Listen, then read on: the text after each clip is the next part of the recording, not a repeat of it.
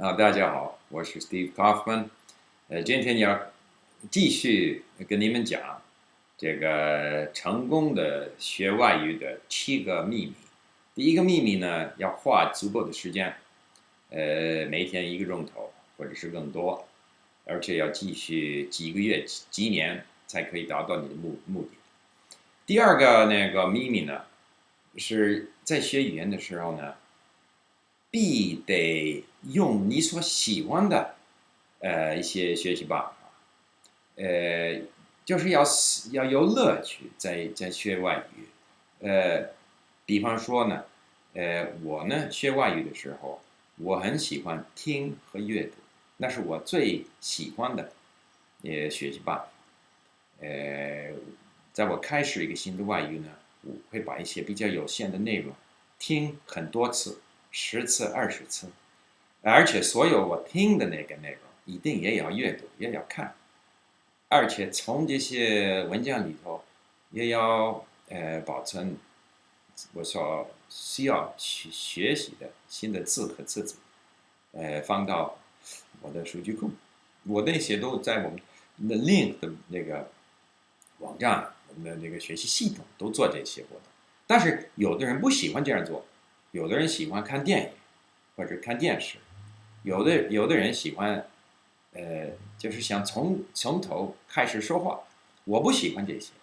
有的人非常喜欢看一些文法的说明或者是回答问题。我非常讨厌回答问题。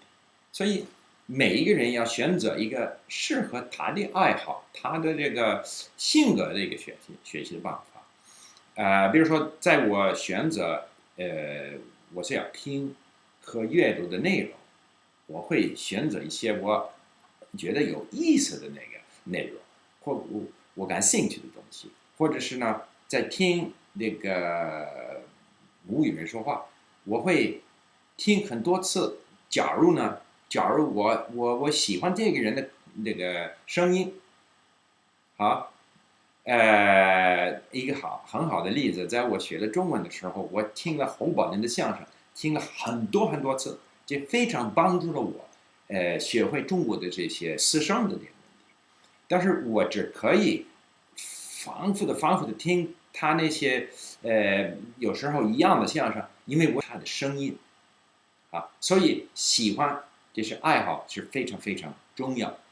呃，这样的话呢，你假如可以集中在你所爱做的东西，那你这个学习的效果会增加很多。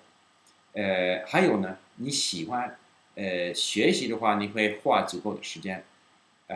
所以在各方面，我觉得这是很重要。当然，我觉得我自己爱做的东西是比较有效，那别的人会有别的看法。我认为，假如你可以集中在听和阅读，因为只有字你必得靠这些字，用你的想象力创造这个意义。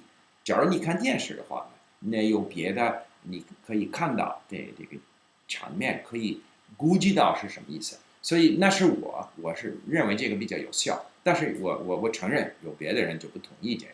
所以最重要呢，为了花足够的时间，为了有效的学习外语，必得选择你所喜欢做的、喜欢的一个学习办法。好了，那是一个非常重要的一个秘密。希望你们都可以做得到。谢谢你们收听，再见。